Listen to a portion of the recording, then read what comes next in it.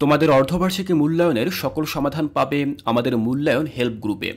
তাই ফেসবুকে class 6 to 9 মূল্যায়ন হেল্প লিখে সার্চ করো আর আমাদের গ্রুপে জয়েন হয়ে নাও। এই ভিডিওর ডেসক্রিপশন বক্সেও মূল্যায়ন হেল্প গ্রুপের লিঙ্ক দেওয়া থাকবে। প্রথম অধ্যায়ের নাম হচ্ছে মিডিয়া ব্যবহারে যত্নবান হই। তো এই অধ্যায়ে যে কাজগুলো থাকবে সেই কাজগুলোকে আমরা দুটি ভাগে ভাগ করব। একটি হচ্ছে একক কাজ এবং আরেকটি হচ্ছে দলগত কাজ। তো প্রথমেই আমরা একক কাজগুলো নিয়ে আলোচনা করি। দেখো, প্রথম প্রশ্ন, মিডিয়া কাকে বলে? দৈনন্দিন জীবনে মিডিয়ার বিভিন্ন ব্যবহার সম্পর্কে লিখো। 2 নম্বর জানতে চাওয়া হয়েছে আমাদের জীবনে মিডিয়ার ইতিবাচক প্রভাবগুলো আলোচনা করো। 3, আমাদের জীবনে মিডিয়ার নেতিবাচক প্রভাবগুলো আলোচনা করো। এরপর 4 বলা রয়েছে স্বাস্থ্য সুরক্ষায় মিডিয়ার ইতিবাচক প্রভাবসমূহ তালিকা উপস্থাপন করো। এরপর 5 রয়েছে স্বাস্থ্য সুরক্ষায় মিডিয়ার নেতিবাচক প্রভাবসমূহের তালিকা উপস্থাপন করো। 6, মিডিয়ার ক্ষতিকর প্রভাব কি কি আলোচনা করো। 7, মিডিয়ার ক্ষতিকর প্রভাব থেকে বাঁচতে করণীয়গুলো আলোচনা করো। 8, সোশ্যাল মিডিয়া ও অ্যাপস সম্পর্কে ধারণা দাও। এরপর রয়েছে কি দেখো 9, মিডিয়া নেটওয়ার্ক বলতে কি বোঝো। 10, সোশ্যাল মিডিয়া বা সামাজিক যোগাযোগ সাইট সম্পর্কে বর্ণনা করো। এবং 11, ব্যবসায়িক কর্মকাণ্ডে সামাজিক যোগাযোগ মাধ্যম বা সোশ্যাল মিডিয়ার ভূমিকা আলোচনা করো। তাহলে এখানে দেখো আমি 1 থেকে 11 পর্যন্ত যে প্রশ্নগুলো আলোচনা করলাম, এই প্রশ্নগুলো তোমরা একক কাজ হিসেবে অনুশীলন করবে। তোমরা চেষ্টা করবে বাসায় এই প্রশ্নগুলোর উত্তর লিখে লিখে প্র্যাকটিস করতে। দেখো, এ ধরনের প্রশ্ন কিন্তু তোমাদের অর্ধবার্ষিকী মূল্যায়নে আসতে পারে এবং সেগুলোর উত্তর কিন্তু তোমাদেরকে খাতায় লিখতে হবে। তাই তোমরা অবশ্যই এই প্রশ্নগুলো খুব ভালোভাবে প্র্যাকটিস করবে। এবার চলো আমরা এই অধ্যায় থেকে দলগত কাজ দেখে নিচ্ছি। আমি এই অধ্যায় থেকে 2টি দলগত কাজের কথা উল্লেখ করেছি। প্রথম যে কাজটি সেটি হচ্ছে স্বাস্থ্য সুরক্ষায় মিডিয়ার ইতিবাচক ও নেতিবাচক প্রভাবসমূহ দলগতভাবে উপস্থাপন করো। তো এটি হচ্ছে দলগত কাজ 1। দলগত কাজ 2-এ আমি লিখেছি আমরা কিভাবে আমাদের দৈনন্দিন জীবনে সচেতনভাবে মিডিয়া ব্যবহার করতে পারি তা আলোচনা করো।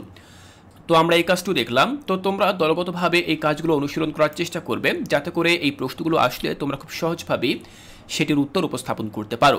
তাহলে শিক্ষার্থীরা, তোমরা দেখে নিলে যে প্রথম অধ্যায় থেকে কোন কোন প্রশ্নগুলো তোমাদের অর্ধবার্ষিকী মূল্যায়নে আসতে পারে। তোমরা খুব ভালোভাবে এই প্রশ্নগুলো অনুশীলন করো।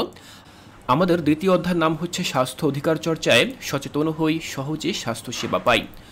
তো এই অধ্যায় থেকে যে প্রশ্নগুলো আসতে পারে সেটিকে আমরা 2 ভাগে ভাগ করব।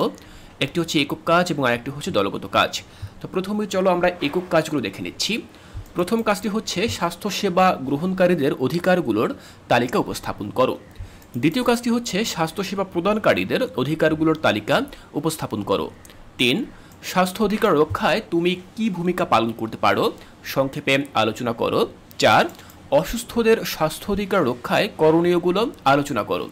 5, কৈশোর বয়সে শরীরের কি কি যত্ন নেওয়া উচিত বলে তুমি মনে করো। 6, সুস্থ ও নিরাপদে থাকার উপায়গুলো কি কি।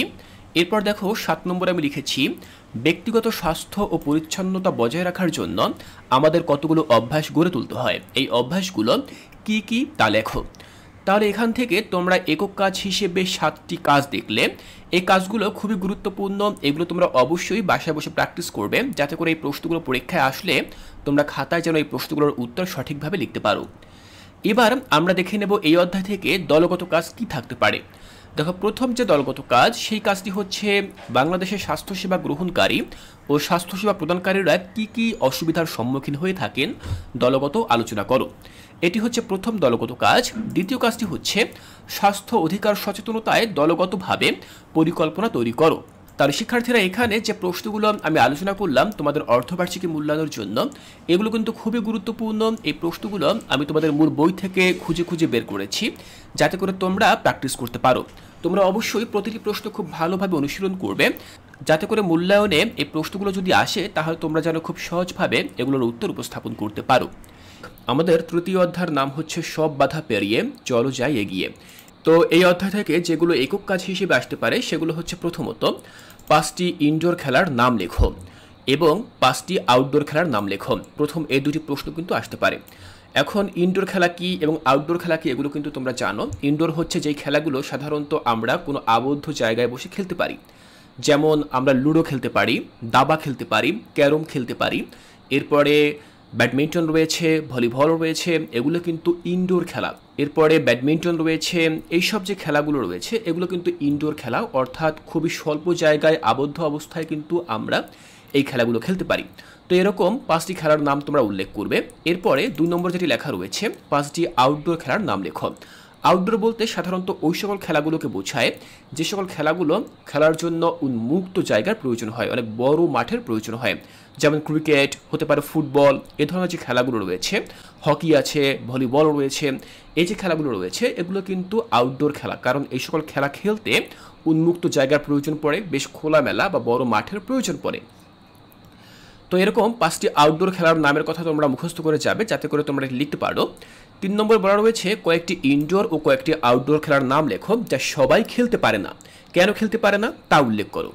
দেখো শিক্ষার্থীরা, এখানে প্রশ্নটি আসলে ঠিক কী করা হয়েছে, এমন কিছু খেলা আউটডোর অথবা ইনডোর, সেই খেলাগুলোর নামের কথা তোমরা উল্লেখ করবে যা সবাই খেলতে পারে না। অর্থাৎ এমন অনেক মানুষ আছে যারা কিন্তু সকল ধরনের খেলা খেলতে পারে না। কারা খেলতে পারে না? যারা শারীরিকভাবে প্রতিবন্ধী। তোমরা কিন্তু তোমাদের মূল বই থেকে এই বিষয়গুলো সম্পর্কে বিস্তারিত জেনেছ। আমাদের অনেক বন্ধু রয়েছে, আমাদের অনেক সহপাঠী রয়েছে যাদের শারীরিক প্রতিবন্ধিত্ব রয়েছে। কারো হয়তো পায়ের সমস্যা, কারো হয়তো হাতের সমস্যা। তারা কিন্তু সকল খেলায় আমাদের সাথে সমানভাবে অংশগ্রহণ করতে পারে না। তো আমরা ঠিক ওই সকল খেলাগুলোর নামের কথা উল্লেখ করব যে সকল খেলায় তারা অংশগ্রহণ করতে পারে না। কেন পারে না সেটিও আমরা উল্লেখ করব। 4 বলা রয়েছে শারীরিক প্রতিবন্ধীরা কিভাবে বিভিন্ন খেলায় অংশগ্রহণ করতে পারে আলোচনা করো। শিক্ষার্থীরা, শারীরিক প্রতিবন্ধিত্ব থাকা সত্ত্বেও তাদের জন্য কিন্তু বিভিন্ন খেলায় অংশগ্রহণ করার সুযোগ রয়েছে। আমরা যে খেলাগুলো খেলে থাকি সব খেলায় যে তারা অংশগ্রহণ করতে পারবে বিষয়টা কিন্তু এমন না, কিন্তু এমন এমন খেলা রয়েছে যেগুলোতে তারা অংশগ্রহণ করতে পারে এবং তার জন্য কিছু বিধিমালা বা নিয়ম রয়েছে। তো সেই খেলাগুলোতে তারা কিভাবে অংশগ্রহণ করতে পারে সেটি তোমরা আলোচনা করবে। 5 রয়েছে প্রতিবন্ধীদের জন্য 2টি খেলার নাম উল্লেখ করো। এই খেলাগুলোতে তারা কিভাবে অংশগ্রহণ করবে তা আলোচনা করো। শিক্ষার্থীরা, আমি যেমনটি বলছিলাম যে একজন ব্যক্তি যদি প্রতিবন্ধী হয় তার মানে এই না যে সে কোনো খেলায় অংশগ্রহণ করতে পারবে না। প্রতিবন্ধী যে সকল শিশুরা রয়েছে তারাও কিন্তু খেলাধুলায় অংশগ্রহণ করতে পারে। তাদের বিশেষ কিছু খেলা রয়েছে, এই খেলাগুলোতে তারা বিশেষ কিছু নিয়ম অনুযায়ী অংশগ্রহণ করতে পারে। এই সকল খেলাগুলোর মধ্যে রয়েছে ইউনিফাইড অ্যাথলেটিক্স, তারপরে আরও আছে wheelchair basketball, softball throw আছে অথবা নিক্ষেপ রয়েছে, এরপরে হকি রয়েছে, ফিল্ড হকি যেটিকে আমরা বলি। তো এই সকল যে খেলাগুলো রয়েছে, যে নামগুলো আমি তোমাদেরকে বললাম, এগুলো কিন্তু তারা বিশেষ কিছু নিয়মের আওতায় এসে খেলতে পারে। তো তোমরা কিন্তু তোমাদের মূল বই থেকে এই খেলাগুলোর নাম জেনে যাবে এবং সেই খেলাগুলো কিভাবে খেলতে হয় সে সম্পর্কে তোমরা জানবে। তো তোমরা অবশ্যই তোমাদের মূল বইটি খুব ভালোভাবে পড়ে নেবে যাতে করে ভালো প্রস্তুতি নিতে পারো। এরপর 6 বলা রয়েছে ইউনিফাইড অ্যাথলেটিক্স কি, সংক্ষেপে আলোচনা করো। শিক্ষার্থীরা, ইউনিফাইড অ্যাথলেটিক্স কি? সাধারণত চোখে দেখে না বা দৃষ্টি প্রতিবন্ধীদের সঙ্গে ইউনিফাইড পার্টনার বা সাধারণ শিক্ষার্থী যারা রয়েছেন তারা একসঙ্গে হয়ে দৌড় প্রতিযোগিতায় অংশগ্রহণ করে। এটি হচ্ছে মূলত ইউনিফাইড অ্যাথলেটিক্স।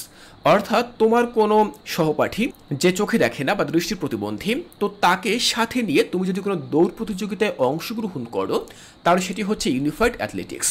তো এটি আরও বিস্তারিতভাবে জানবে তোমরা তোমাদের মূল বই থেকে। এরপর দেখো 7 নম্বর রয়েছে কিভাবে হুইল চেয়ার বাস্কেটবল খেলতে হয়। এই সম্পর্কে বিস্তারিত নিয়ম কিন্তু তোমাদের মূল বইতে রয়েছে। শারীরিক প্রতিবন্ধী, বিশেষ করে যারা হাঁটতে পারে না এমন প্রতিবন্ধীরা হুইল চেয়ারে বসে বাস্কেটবল খেলতে পারে। প্রতিটি দলে অতিরিক্ত 2 জন খেলোয়াড় সহ মোট 7 জন খেলোয়াড় থাকে। খেলার সময় 5 জন করে খেলোয়াড় খেলাধুলায় অংশগ্রহণ করে।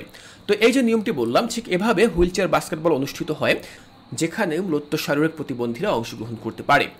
তো শিক্ষার্থীরা ঠিক এভাবেই 1 থেকে 7 পর্যন্ত যে প্রশ্নগুলো রয়েছে তোমরা খুব ভালোভাবে চর্চা করে যাবে যাতে করে প্রতিটি প্রশ্নের উত্তর তোমরা খুব সহজভাবে লিখতে পারো। দলগত কাজে যেটি আমরা করব সেটি হচ্ছে দলগতভাবে প্রতিবন্ধী বান্ধব খেলাধুলা আয়োজনের পরিকল্পনা তৈরি করো। অর্থাৎ আমরা কিভাবে আমাদের প্রতিবন্ধী বন্ধুদের সাথে খেলাধুলায় অংশগ্রহণ করতে পারি, কিভাবে তাদেরকে আমরা আমাদের সাথে নিতে পারি খেলাধুলার জন্য, সেই বিষয় সম্পর্কে আমরা পরিকল্পনা তৈরি করব এবং সেটি বাস্তবায়ন করার চেষ্টা করব। তো শিক্ষার্থীরা, এভাবেই মূলত আমরা অর্ধবার্ষিকী মূল্যায়নের জন্য স্বাস্থ্য সুরক্ষা বিষয়টি থেকে 3য় অধ্যায়ের প্রস্তুতি নিতে পারি। আমি আশা করছি এখানে যে প্রশ্নগুলো রয়েছে সেগুলো তোমরা খুব ভালোভাবে পড়বে এবং এখান থেকে তোমরা তোমাদের পরীক্ষার জন্য ভালো কমন পাবে। এর পরবর্তী ক্লাসে আলোচনা করব 4র্থ অধ্যায় এবং 4র্থ অধ্যায়ে গুরুত্বপূর্ণ যে সকল প্রশ্নগুলো রয়েছে সেগুলো আমি তোমাদেরকে বুঝিয়ে দেওয়ার চেষ্টা করব। তাই কোর্সটিকায় এর পরবর্তী ক্লাসগুলো দেখার আমন্ত্রণ জানিয়ে আজকের এই ক্লাসটি এখানেই শেষ করছি।